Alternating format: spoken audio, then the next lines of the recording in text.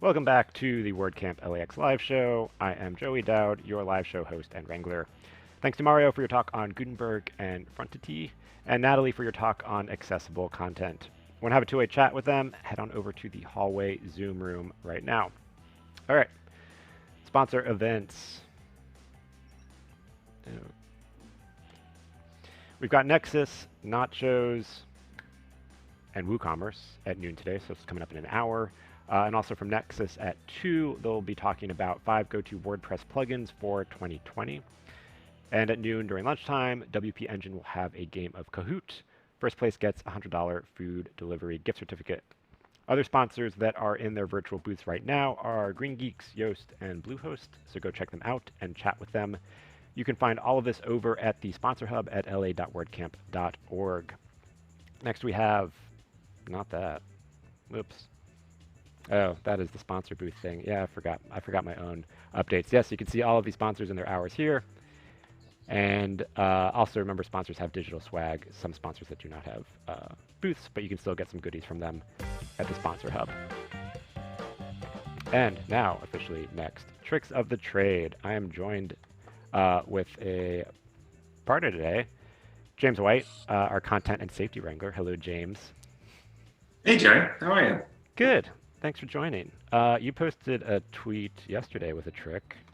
That is not it. Let me pull it up, and you can elaborate a little bit more on that one. So your tweet from yesterday. Actually, how about you say it? Also, I know the formatting on this is a little off from your actual tweet. Sure. Yeah, so this tweet was about the WordPress transients, which is a less known side effect of running a large WordPress site. So if you post a lot, if you do a lot of editing directly in the WordPress editor, if you upload a lot of photos, if you use like your media library to manage photos that may or may not appear on the site, you can end up with a large amount of something that WordPress calls transients, which are settings that WordPress records the database while you are working inside of it. So WordPress usually does a pretty good job of cleaning up those transients, but depending on what plugins you have and the exact configuration of your theme, lots of times I see clients with big sites that run slowly after they've been using them for a couple of years. You tend to notice this particularly on the back end. If you're in the WordPress admin panel and you're trying to filter your blog posts, or you want to view only drafts, or you want to see which posts have a certain tag, and the back end kind of churns and it's very sluggish. It takes a long time to figure out where things are. That's a sign that you might have an issue with your WordPress transients. So there are a number of plugins that you can use to clean those transients out. If you have a development assistant, you can clear them directly in the database. But just something to keep in mind, if you have a site that you've been using for a while, you work frequently in it, you should take a look at your transients. Would you say plugin route is the kind of better route? Or if you're less technical, is plugin route the better route? Yeah, absolutely. There's a lot of good options out there. It's a safe operation to perform.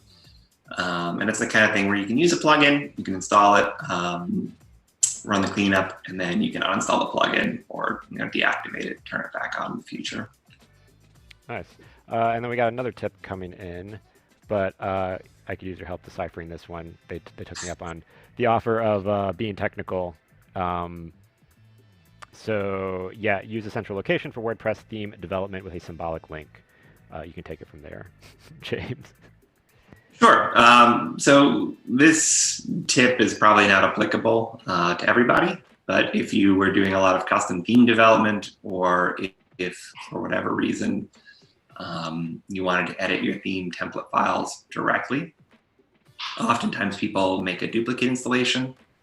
They use it as like a staging zone or a development server. That can take a long time, and it can take up a lot of file space. If you have lots of images, lots of posts, the WordPress install itself could be very large.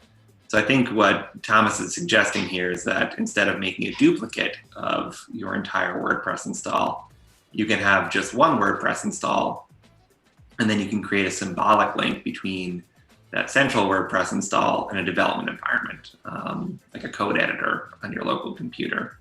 And that way you can make changes that will impact the central WordPress location without editing files directly inside of that location.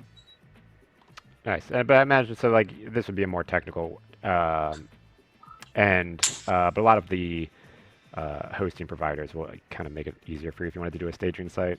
And with this kind of fall most the hosting same providers, lots of good hosts are going to create a completely separate, discrete install. So that would be a little bit different than what this tip is suggesting. And so do you have any other tips you want to share? We got about a minute left. Sure. On the topic of keeping your WordPress installs reasonably sized, I find that it's a good practice to edit images locally and make sure that they are cropped and sized correctly for your theme and compressed using software like GIMP or Photoshop. There's a web-based application called Canva that's pretty good too. But just a good idea too. Tiny JPEG? I'm sorry? Have you used Tiny JPEG? Or No, that's a new one to me. Yeah, it's just a website. I would use that one sometimes too. It just does some compression on the images. But it's super easy. You kind of just drag your images onto it and it compresses them and you can get them back. Nice. Yeah. Easy way to kind of keep your image sizes low. Yeah, it's just important to make sure that your image is as small as possible before you put it into WordPress. WordPress has its own compression software, but it's not the best out there. And that adds up over time. Cool. Well, thank you, James. Thanks for joining us. Appreciate it. My pleasure. All right, wrapping up here for the next talks. Next up on track 1, which is now community themed, we have the future of WordPress. And on track 2, which is accessibility themed, we have much ado about captioning your videos for WordPress sites. That wraps up this episode of the WordCamp LAX live show. Enjoy the talks, and I'll see you back here at noon.